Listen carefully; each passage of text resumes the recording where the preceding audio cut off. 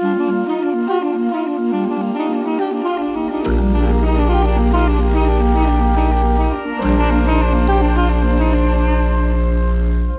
9 juin 1895 va radicalement bouleverser la vie de Charles Dickens. Le train qui le ramène à Londres déraille au moment où il franchit un pont. Par miracle, il réussit à s'en sortir vivant. Et c'est sur le lieu de la catastrophe qu'il va rencontrer un personnage troublant, mystérieux, à l'allure terrifiante, et qui va tout de suite le mettre mal à l'aise. Son nom est Drudd.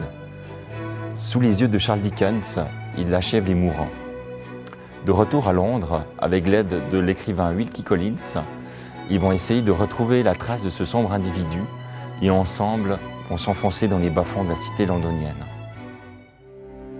Je ne sais pas si je l'ai décrit avec précision ou avec suffisamment de détails dans ce piètre mémoire, cher lecteur de mon avenir posthume.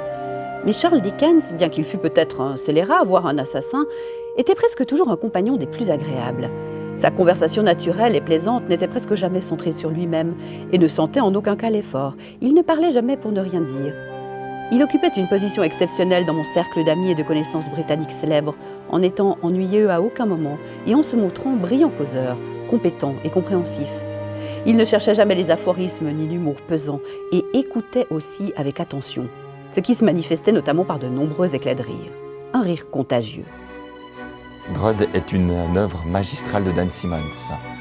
C'est un livre à multiples facettes où se mêlent le roman biographique, historique, policier, fantastique. Tous les genres littéraires sont visités, mais n'est aucunement perdu ni dispersé dans l'histoire. L'autre atout du livre, c'est le narrateur de l'histoire, Wilkie Collins.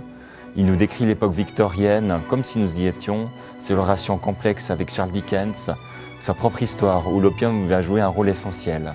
L'autre véritable atout de l'histoire, c'est Londres, ou plus précisément les bas-fonds de Londres. On est entraîné dans les taudis, les cryptes, les catacombes, ou les êtres les plus malfaisants que ça donne aux sciences occultes. Dan Simmons réussit avec Drudd un véritable tour de force littéraire.